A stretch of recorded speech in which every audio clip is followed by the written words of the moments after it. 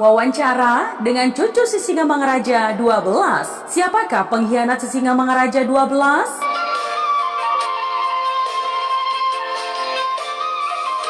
Ya, tidak ada basa-basi.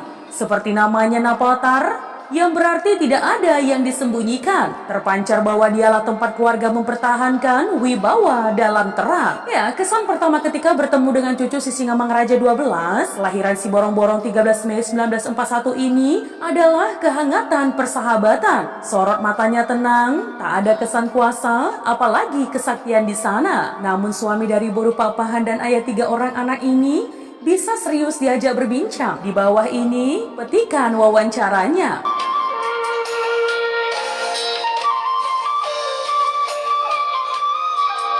Apa yang paling mengesankan yang pernah Amang alami sebagai cucu Raja Sisingamangaraja 12? Ketika di Bandung semasa kuliah tahun 1960-an, pada waktu itu akan diadakan pertunjukan sandiwara tentang Sisingamangaraja 12. Saya ditunjuk memerankan Sisingamangaraja.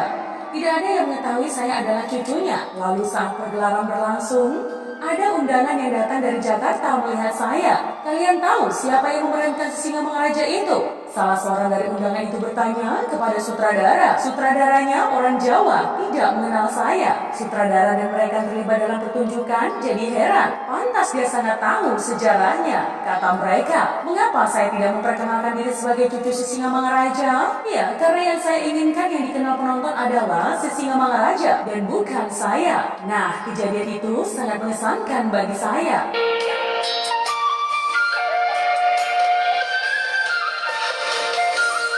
Sebelum pementasan tersebut, ada seorang pelukis yang melukis Sisingamangaraja di panggung. Lukisannya persis. Sampai sekarang saya tidak tahu di mana lukisan itu. Yang saya ingat waktu itu, seorang pejabat tentara orang Batak yang menyimpannya. Sebelum melukis, lukis tersebut mewawancarai saya. Seperti apa Sisingamangaraja itu? Ya, pertunjukan tersebut diadakan di Gedung Nusantara Bandung. Begitulah penghargaan teman-teman saya yang bukan Batak terhadap Sisingamangaraja. Namun di Bandung tidak ada jalan Sisingamangaraja, hanya di Jogja yang ada.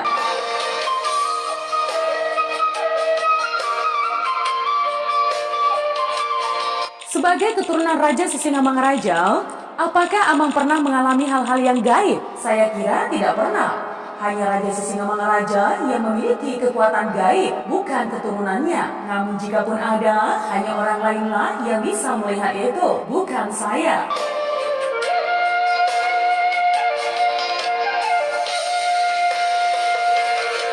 Mengapa tulang-tulang Sisingamangaraja 12 dipindahkan dari Pea Raja atau Tarutung ke Soposurung atau Balige? Mengapa tidak ke Bakara sebagai pusat dinasti Sisingamangaraja? Sebenarnya yang membuat itu adalah Soekarno.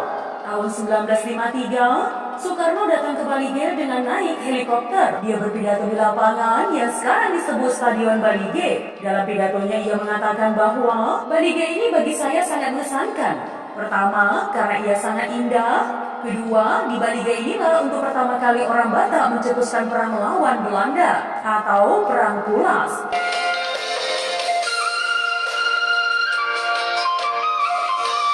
Setelah itu, masih di atas podium, Soekarno menanyakan di mana kuburan Sisingamangaraja 12. Ada yang menjawab di Tarutung. Soekarno bertanya lagi, kenapa tidak dipindahkan ke Balige? Karena disinilah perang Batak yang terkenal itu dimulai. Itu kata Soekarno. Sejak itu, muncullah diskusi di kalangan para tokoh Batak. Raja Sabidan setuju. Ia adalah salah seorang anak Sisingamangaraja 12 yang pada waktu itu menjabat sebagai Kepala BRI Sumatera Utara.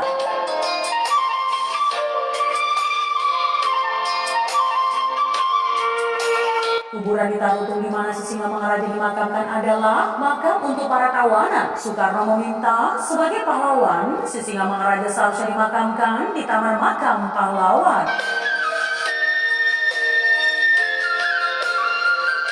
Umur berapa Anda waktu prosesi pemindahan tulang belulang itu? Saya masih ingat, ketika itu saya berumur sekitar 12 tahun. Sejak dari Tarutung, rombongan pembawa tulang belulang itu dikawal haba-haba atau angin puting beliung. Sementara rombongan hendak tiba di Balige, angin puting beliung itu seperti pengawal. berjalan mendahului prosesi yang membawa tulang belulang sang raja. Angin menyapu bersih semua kotoran yang ada di jalan dan di sekitar makam. Haba-haba itulah yang menunjukkan tempat yang menjadi makam Sisingamangaraja. Ini fakta, karena saya melihat sendiri kejadian itu dan tidak banyak orang tahu tentang hal itu.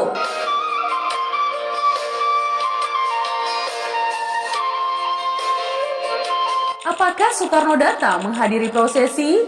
Oh tidak, waktu itu dia hanya mengirim telegram mengucapkan selamat. Waktu itu kami hanya 4 orang, cucu laki-laki dari Sisingamangaraja 12, saya dan 2 adik saya, ditambah Raja Patuan Sori, ayah dari Raja Tonggo. Ketika proses itu berlangsung, hanya ayah saya Raja Barita yang masih hidup sebagai anak Sisingamangaraja 12.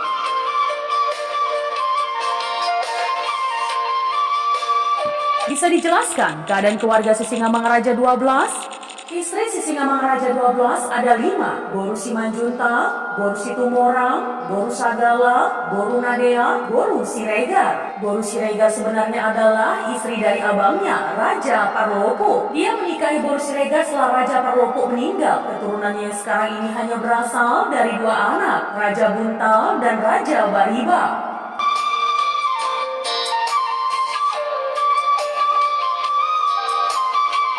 Laki-laki Sisingamangaraja yang punya keturunan adalah Patuan Anggi, Raja Buntal dan Raja Bariba. Ayah saya adalah Raja Bariba. Anak Patuan Anggi adalah Pulau Batu. Sebagai Pahopu Panggoaran, maka Sisingamangaraja 12 bernama Opu Pulau Batu. Iya, Pulau Batu meninggal saat berumur 3 tahun. Dia jatuh ke jurang bersama pengasuhnya. Kecelakaan itu terjadi saat rombongan Sisingamangaraja tercerai-berai di pengungsian. Ya, beberapa kali ada orang datang kepada saya mengaku-ngaku Audo Pulau Batu atau sayalah si Pulau Batu. Tetapi tidak masuk akal.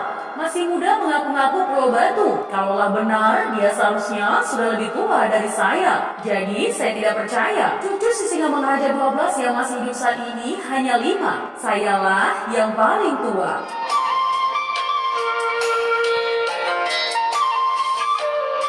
Saat ini, berapa keturunan Sisingamangaraja 12? Cucu dan cicitnya yang laki-laki 14 orang. Jika digabungkan dengan keturunan putri Sisingamangaraja dan biarnya langsung, tidak sampai 100 orang. Sekarang saya sudah buat silsilah Sisingamangaraja 12, karena selama ini banyak yang mengaku-ngaku sebagai keturunannya.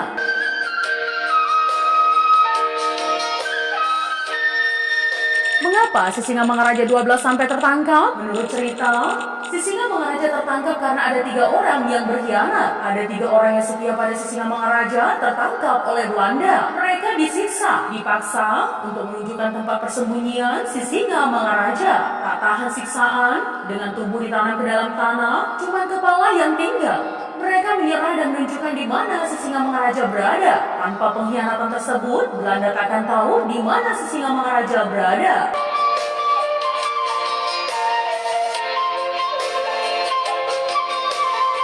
Siapa pengikut setia Sisingamangaraja 12? Di Samosir ada Opu Babiat Situmorang. Dia dan pasukannya dengan teguh melawan Belanda. Kalau mereka bertemu Belanda, akan mereka bunuh. Kulitnya dijadikan tagading atau kulit gendang. Tagading seperti itu sampai sekarang masih ada di area Boho. Jadi mereka lah panglima pasukan Sisingamangaraja 12 yang setia dalam melawan Belanda. Di Huta Paung ada Barita Mopo.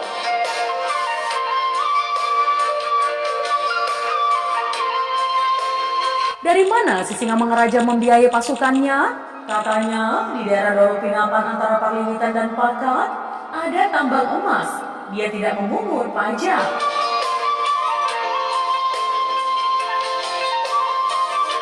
Tolong ceritakan tentang si Boru Lopian. Lopian itu tomboy, tetapi dia adalah putri kesayangan Sisingamangaraja 12. Karena itu pula dia ikut berperang bersama ayahnya. Dulu beberapa kali Rosi Lopian merasuk ke dalam diri orang tertentu. Orang itu terancam kesurupan. Sejak kami memindahkan saring-saring atau tulang belulang Sisingamangaraja 12 ke Sopo Surung Balige, suara orang kesurupan itu berkata, "Pasal buat muna doholan au ditombak i," katanya, yang berarti Tegakah kalian membiarkan aku sendiri di hutan itu? Pertanyaan yang menyentuh perasaan itu ada hubungannya dengan kenyataan bahwa semua keturunan Sisingamangaraja 12 yang meninggal di pembuangan, baik di Kudus, di Bogor, sudah kami satukan di makam keluarga, persis di belakang tugu Sisingamangaraja 12 di Bali G.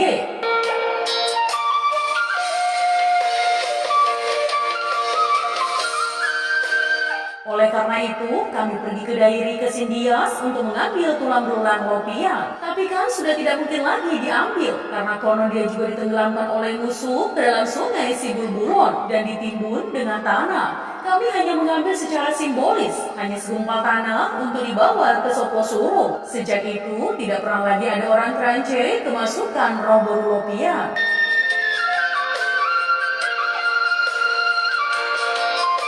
Saat pengambilan, kami juga mendapat ancaman dari bupati dan masyarakat setempat. Mereka tidak mau kuburan Lopian dipindahkan. Sampai ada istilah tikini si harongguot. Iko sekretar Nami akan mencoba membuat atau kalau di masa penjajahan, kami akan potong jika ada orang yang mencoba mengambil kuburan Lopian. Setelah kita berikan pengertian, mereka meminta kami untuk mengulusi mereka. Ada 43 marga yang harus diulusi.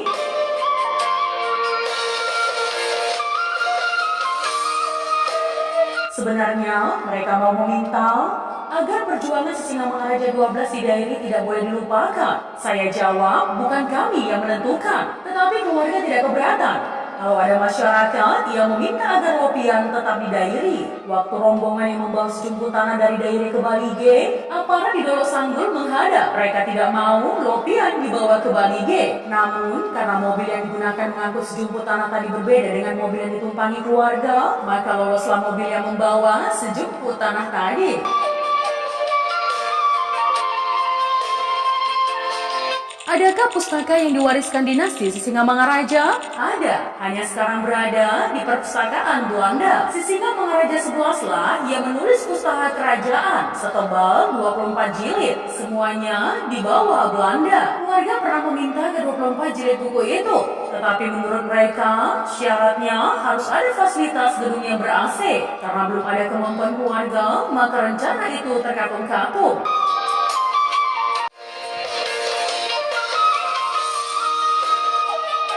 Mengapa jabatan Sisingamangaraja 12 tidak diwariskan ke Sisingamangaraja 13? Sebenarnya karena tidak ada yang meminta. Sebab jabatan Sisingamangaraja itu ditentukan oleh 6 marga seperti yang sudah saya sebutkan sebelumnya. Biasanya dilakukan di Onan Bale di Bakara. Pengangkatan Sisingamangaraja dilaksanakan kalau ada masalah genting, ada penyakit, atau musim kemarau panjang.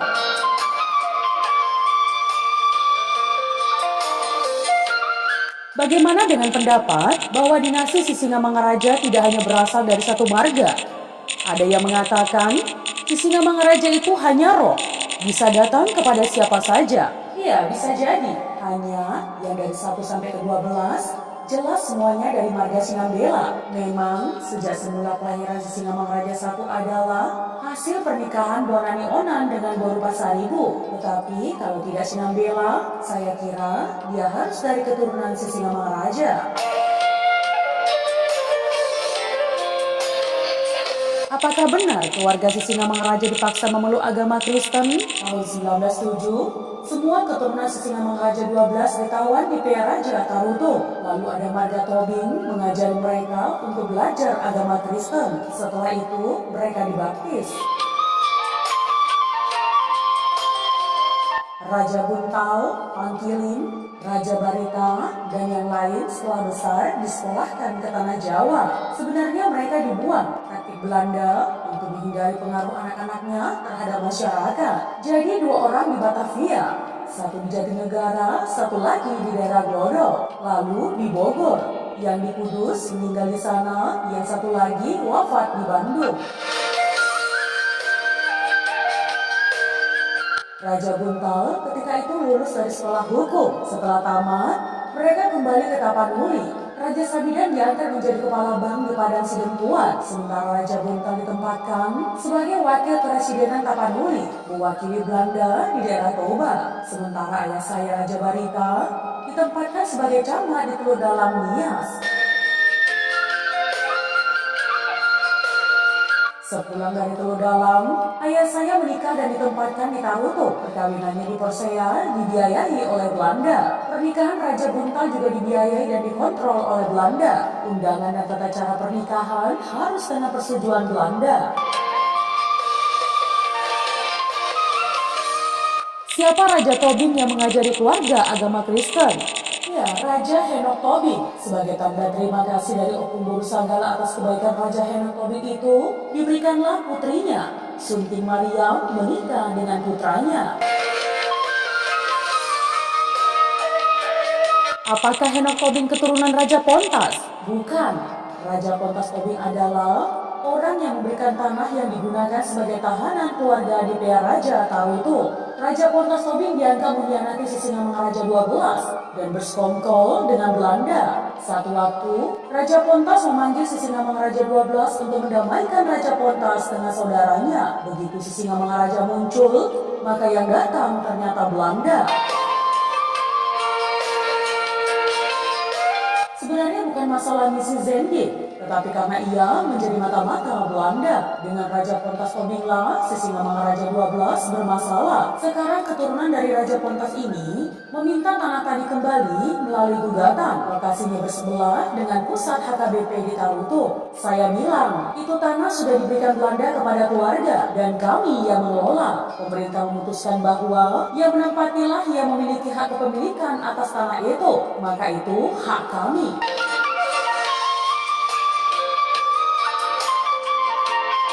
Sejak kapan Sisingamangaraja melakukan perang terhadap Belanda? Setelah Belanda menjadikan Tarutung sebagai daerah jajahan tahun 1876. Setahun kemudian, berlangsung rapat raksasa di Balige, di mana Sisingamangaraja 12 dan raja-raja di Balige mengumumkan pulas atau maklumat perang menentang Belanda. Semua raja-raja Toba berkumpul. Keputusan rapat tersebut ada 3. Pertama, perang terhadap Belanda. Kedua, tidak menolak Zending. Ketiga, membuka hubungan diplomatik dengan suku bangsa yang lain. Ketika itu, Barita Mukul dan Raja Babian ikut dalam rapat itu.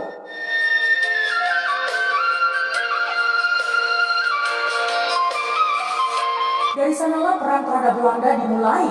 Dimulai di Bahal Batu, di Humbang, di Lintong di Huta, dilanjutkan Tangga Batu, Balige. Dalam pertempuran pertama, Sisingamangaraja 12 masih bisa menahan gerak maju pasukan Belanda. Lalu perang di Balige, Sisingamangaraja mundur dan mengubah taktik menjadi perang gerilya. Tahun 1883, hampir seluruh daerah Toba dikuasai Belanda. Menyingkirlah Sisingamangaraja ke wilayah Dairi.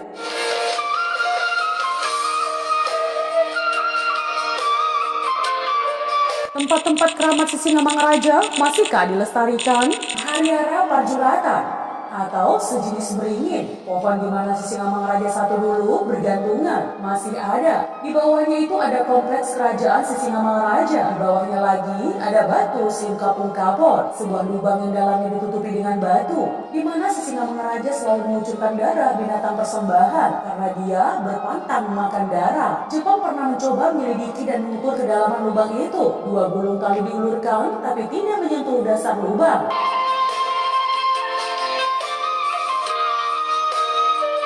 Sementara tombak atau hutan sulu-sulu berada di lokasi perkampungan Marga Marbun. Saat ini di sana sudah ada penandanya. Hutan ini adalah tempat pertama kali Burupasari Bu Ibunda Sisingamangaraja I mendapat wangsit bahwa dia akan memperoleh anak di kemudian hari akan menjadi raja. Disitulah dia sering berpanggil atau keramas, menyisir rambutnya dengan menggunakan jeruk purut. Burupasari Bu acap kali berjemur dan bersemedi di atas batu.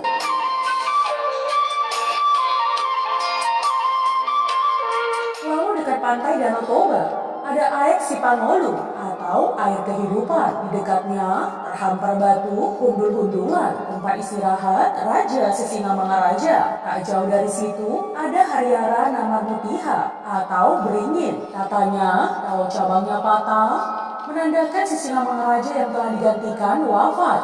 Kalau rantingnya yang patah berarti ada keturunannya yang meninggal. Kalau ada dari keluarga raja ini berpesta, maka daun-daunnya akan ikut menari-nari. Makam Sisingamangaraja 11 ada di Bakara.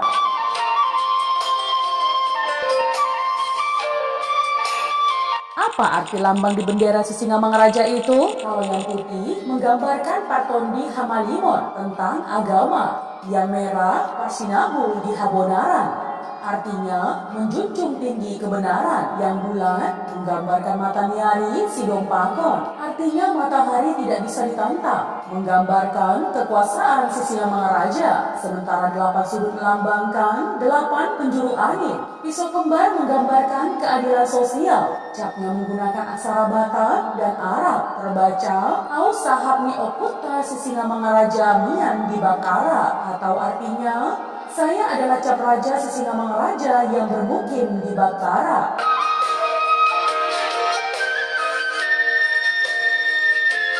Pisau Gajah Dompak, di mana dia sekarang? Di Museum Nasional.